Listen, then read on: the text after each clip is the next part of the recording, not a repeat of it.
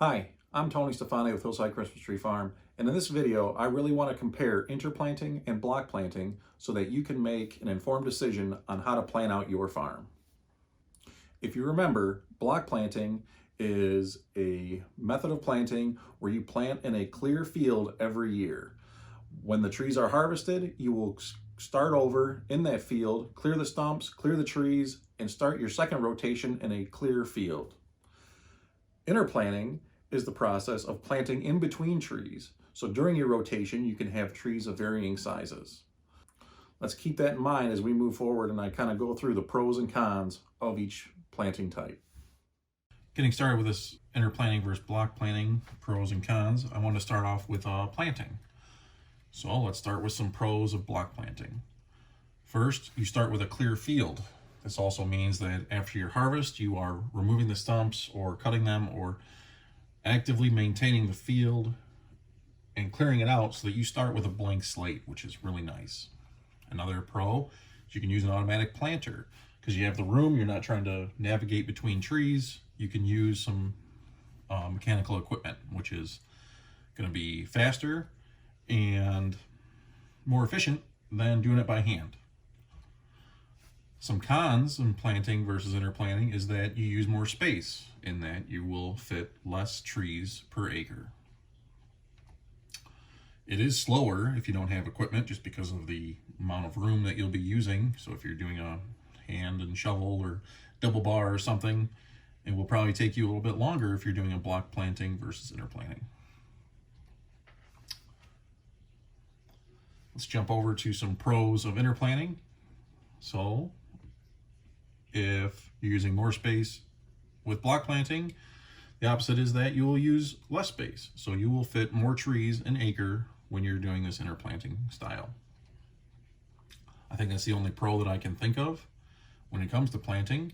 Some cons are you're limited to either by hand or some sort of auger device. I know they make some on like a trolley wheel system or attached to a drill.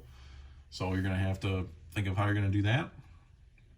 And by maneuvering around trees that are already existing in the field and not being able to use equipment, it is just going to take you a little bit longer. Also, you're not going to have a clean slate, so you're going to have to decide something with the stumps, if you're going to plant next to them or cut them down lower. And again, you're just not going to be able to have a lot of time to really prepare the field. So existing maybe woody, and where I'm from, we have a lot of the olive that kind of sprouts up when it's in the field, and you can't bring a bush hog in there and really mow it. You're gonna have to find some means to control some of those invasive weeds that could be trying to take over your fields.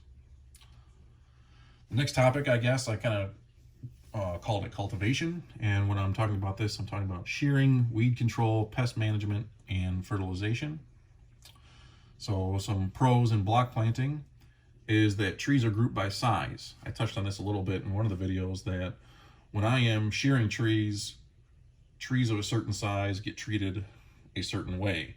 I will trim a tree differently that's ready to be harvested than I will in years 2, 3, 4, and 5, where there's a lot of corrective shearing needed.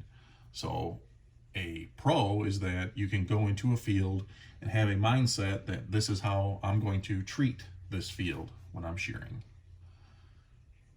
Some other things of what happens with pests is that as the trees get older, pests tend to show up at certain ages.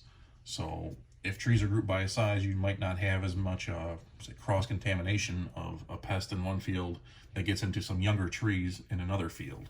When we get to one of the cons, that's one of the cons of interplanting, is that you could run into that. Another thing when you group trees by size is the size of the tree determines how much nitrogen it's going to need. So either you're going to broadcast, your entire interplanted field, and you may over fertilize some trees or under fertilize others. When your block, they're all basically the same age, same size, so the fertilizer requirements are the same.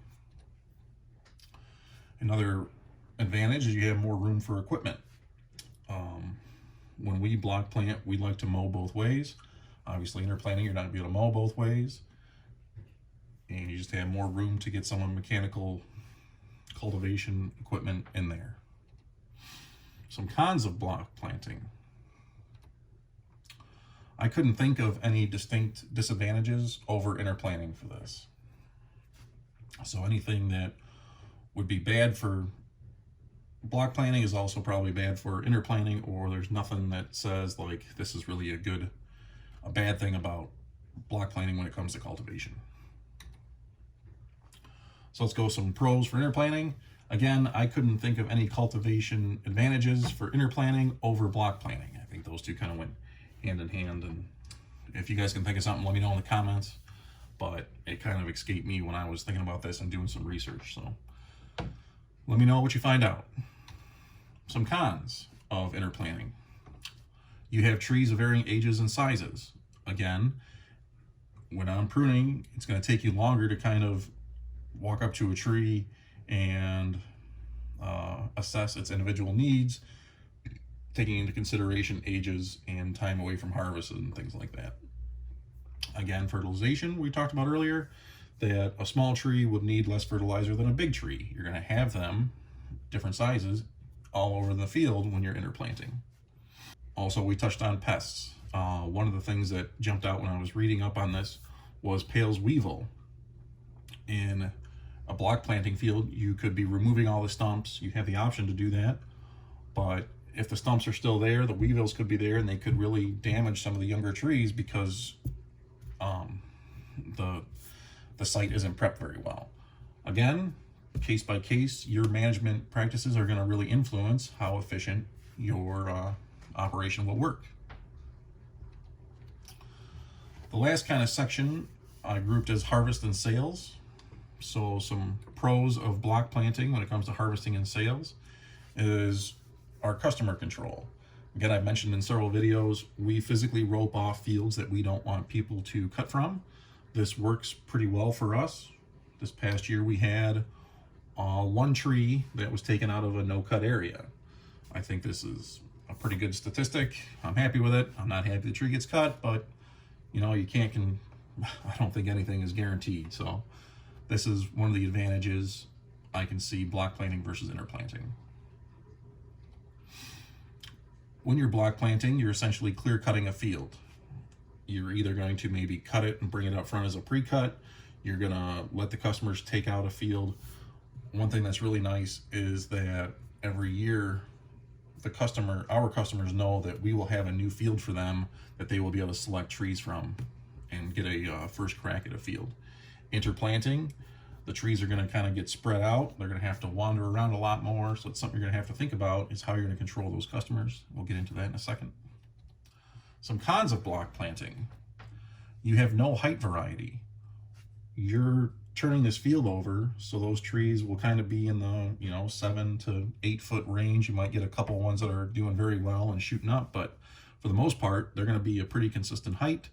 So you're not going to be able to develop some tall trees unless you implement some sort of practice to do that. What I plan on doing on my farm is some trees that I have left over. I want to set up a transplant bed, and when we normally plant 2-2s, I can maybe pull some out of my transplant bed and maybe plant some 2-4s. I'm hoping that will give me the variety in developing some taller trees inside of the same blocks. So another con of rotation or block planting is you have a rotation based income. I kind of worded it this way because if you look at an acre of land, you're going to get income once that acre is harvested, right? Where at interplanting, you'll have trees of varying sizes.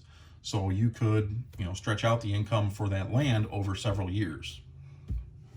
Some pros for interplanting. Again, the rotation-based income, because you have trees of varying sizes, that acre of land could be generating you money consistently throughout many more years as opposed to block planting. You're going to have variety of heights. This is essentially what interplanting really is across an acre of field, you could have multiple height ranges, giving your customers different options. This could also be a downside that you're going to have to decide how you're going to control your customers from cutting trees that are too small that you were hoping to save. An option is pre-tagging. I think that can work two ways. I've tagged trees really expensive to deter people from cutting them. If I have like a 8-foot tree that I'm trying to really shoot up, I might put a price tag on it of maybe say $150 so that someone will look at that and say, man, I can't spend that much for a tree. It's kind of ridiculous, but I don't want them to. I want to get that tree up. So keep that in mind as you're thinking about how to control your customers. Some downsides to interplanting when harvesting and selling your trees is you have a risk to your seedlings and smaller trees when you're harvesting. Your customers are wandering around your fields. The small trees can get stepped on or dragged over. You know, they may not be paying attention. Little kids are going to be running around your field, so there is a risk to smaller trees. And again, we kind of touched on it as customer control. In my experience with interplanting, it seems that the farm kind of opens up its entire field, right? And there isn't really a roping system, so I think a lot of their customer control is based on the tagging of the trees. Trees that have a tag can be harvested. Trees that don't have a tag won't be harvested. So it's something that I'm also going to have to play around with, again, in my exotics to deter people and let them know which trees I want to be cut. And that's it. I hope this video answers some of the questions that you may have had about interplanting and block planting, and I hope that it makes your decision and what you're going to do moving forward a little easier. Please let me know what you choose if you're just starting out, or if you've done this for a while, what method you use on your farm. Thanks for watching. Hey, thanks for watching and for your support. If you like this video, then check out these other great videos we've created for you. Please be sure to like this video and subscribe to the channel so you don't miss out on any future content. Again, this is Tony Stefani with Hillside Christmas Tree Farm, and talk to you soon.